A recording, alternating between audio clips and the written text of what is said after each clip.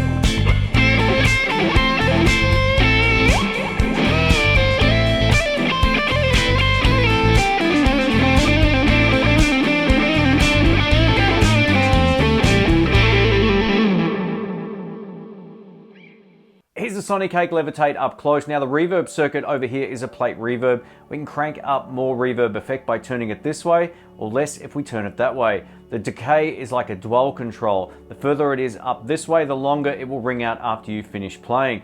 Now we also get a hold for trail option over here. You can turn this on and off, which means as you disengage the reverb, you can either have it mute or you can have it trail off naturally. On this side of the pedal, we have all of our delay parameters. The feedback is how many repeats we get. The time is how fast or slow the repeat is. So if we have it this way, it's going to be a very fast delay. The more we turn it up this way, the longer the delay time will be, up to a maximum of 2000 milliseconds. Not only do we get an on-off for the delay, but if we hold this down, it goes into tap tempo mode, which will bypass wherever the time delay is set. So if you don't want to use this, you can simply use the tap tempo function. I really dig it. These two controls over here control how much wet and dry signal we have coming through. So if you want to hear the optimum amount of your electric guitar, turn this all the way up, and as you start to bring this up, it's basically the mix control for the wet signal. Or of course, if you want less dry signal, you can simply turn this back and experiment around for different types of music. We get top mounted jacks and a 9-volt DC in. I love the fact that they've put the jacks on the top. It means putting it next to another pedal from this exact series, which is coming up on the channel, is nice and simple if you plan on using it on a pedal board. All right, let's kick it off. I'm going to showcase the Amplifier's reverb circuit before we turn the pedal on. This is a real spring reverb on the clean channel built into my Fender Blues Deluxe reissue amplifier. Middle and bridge pickups together. Here we go.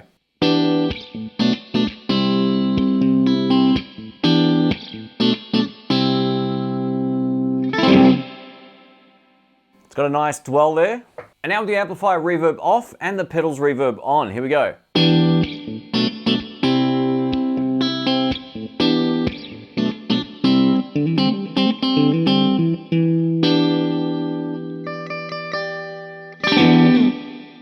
It hangs around beautifully.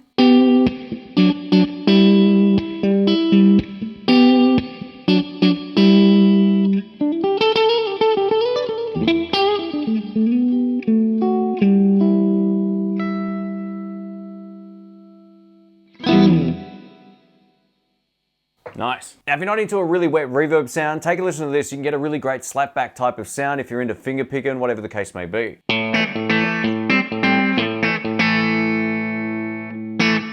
Nice and short.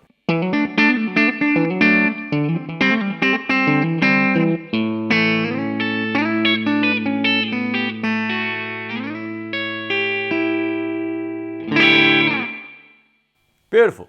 And now we're over to the opposite end of the spectrum, and I've just dialed in a really wet, luscious reverb sound. This is great if you want to play some sort of ambient style stuff. Here we go.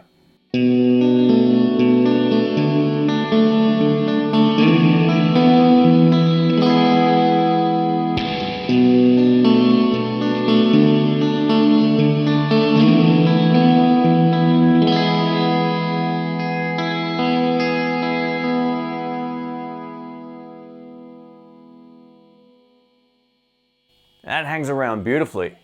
If you hold down the left button switch, it will flash a couple of times and it will allow you to go between trail and standard mode. I'll show you the difference. This is standard mode.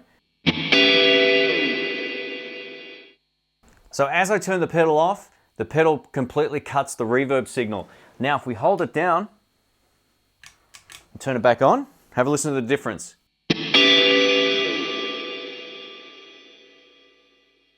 It trails off, even with the pedal off. Pretty cool. Let's try the delay circuit on the pedal now with the reverb currently off, and then we'll combine them in just a moment. I've set it up with the wet control most of the way down and the dry control all the way up, which is allowing all of the guitar tone to come through. And then I'm just blending the wet signal back in. So it's going to be more prominent to the guitar now than the actual delay itself. And you can reverse this, and I'll show you that in just a moment.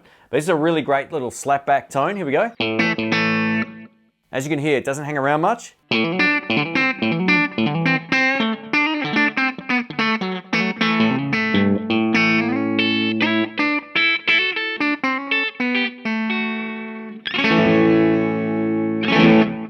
I love that tone, that's pretty cool. Let's go for a really classic 80s digital delay tone, and I've just backed off the dry control, so you're gonna get more of a wet signal. I've also turned the wet signal up and the feedback. So take a listen to this, see what you think of this.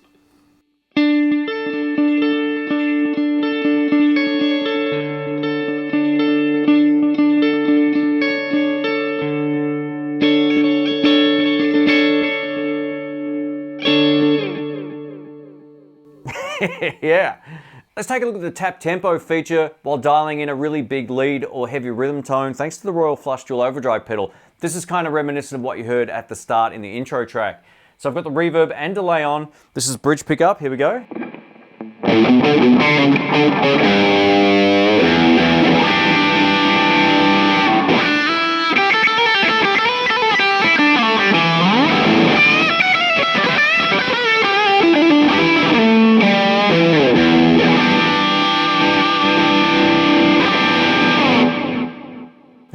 Yeah, now we can speed the repeat up one of two ways, right? So you can use this time control, or we can use the tap tempo feature, which I much prefer here. So once it starts blinking by holding the button down, you can simply tap as fast or as slow as you like. Let's have a listen to this.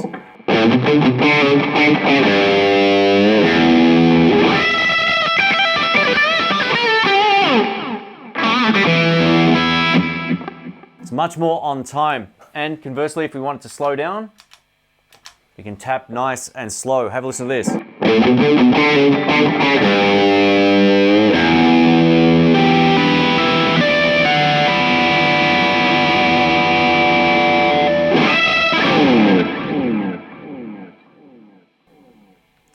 pretty cool. Let us know what you think.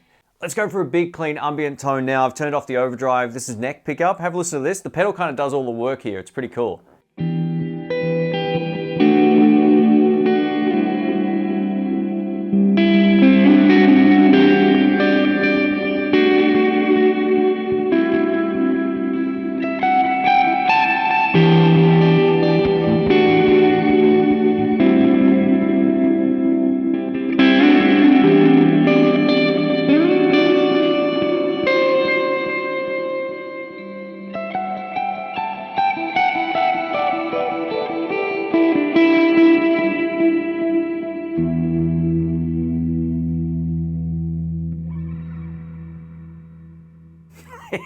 Yeah, all right.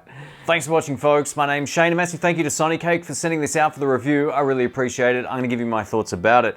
Overall, the build quality of this pedal's really good. The buttons are nice and soft. They're not hard click buttons or anything like that. So if you want to use the tap tempo feature, it feels really good under the foot, which is awesome. I really think the reverb sounds great on its own or in combination with the digital delay. Now it can get a bit too weird if you just crank everything up to maximum, but anywhere else on this pedal is extremely usable. I also love the fact that this pedal is dead quiet. Even with the parameters cranked, you're getting far less noise than even the reverb circuit on my amplifier. I noticed more noise when I turned up my reverb to half as opposed to the pedal, so that's really cool. I love the fact that this pedal also has top mounted jacks, which allows it to sit right next to another pedal on your pedal board, saving you space, so that's really cool.